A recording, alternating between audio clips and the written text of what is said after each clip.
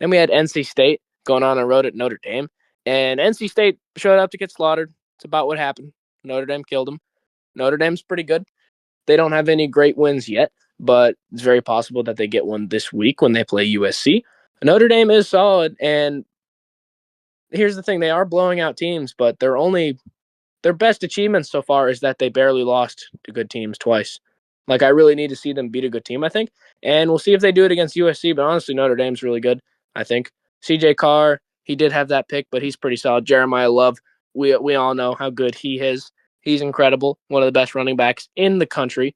So Notre Dame's pretty solid, and I think it's really important that they don't lose any of these games because they really can't slip up. If they lose again, they're out. They might even be out already, but we'll really have to see with Notre Dame.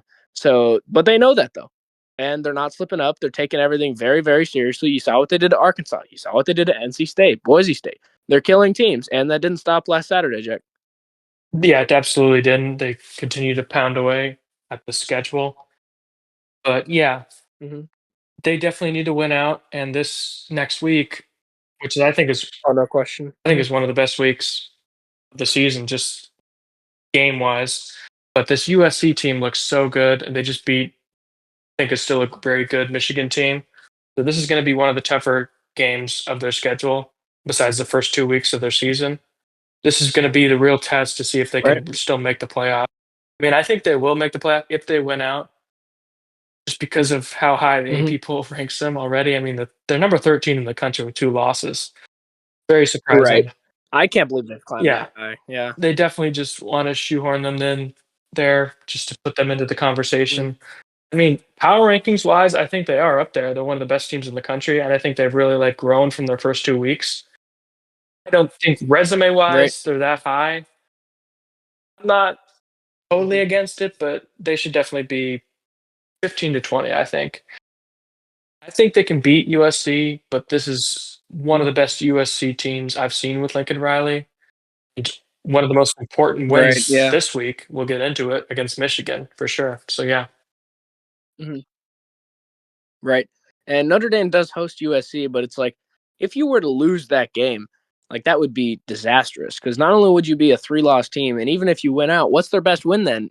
Would it be Navy? Navy's undefeated, but they don't like Group of Five. Would that be their best win?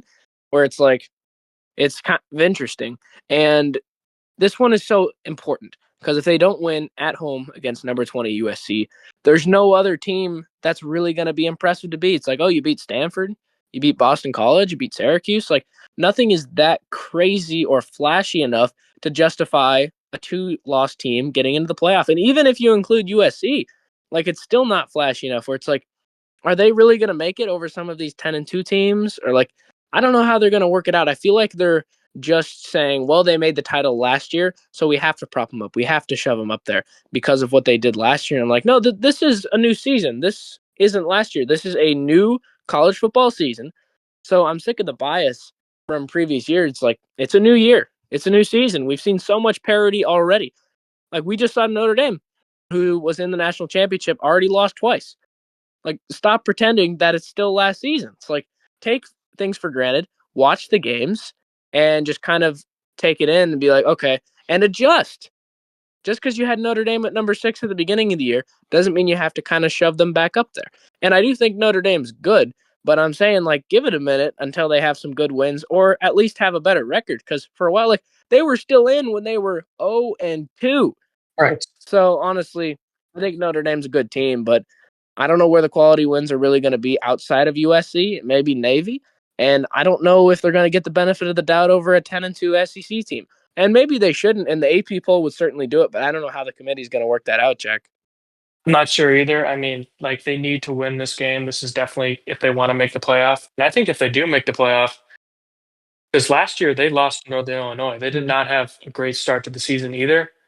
They definitely have that adversity to make the Right. playoff, and I think they can really make damage. I mean, Martin Mhm. Freeman's a great coach, and CJ Carr is Mhm. looking just amazing this season. I mean, his first 2 weeks were kind of shaky, but look, he's looking like good as Riley Leonard did last year.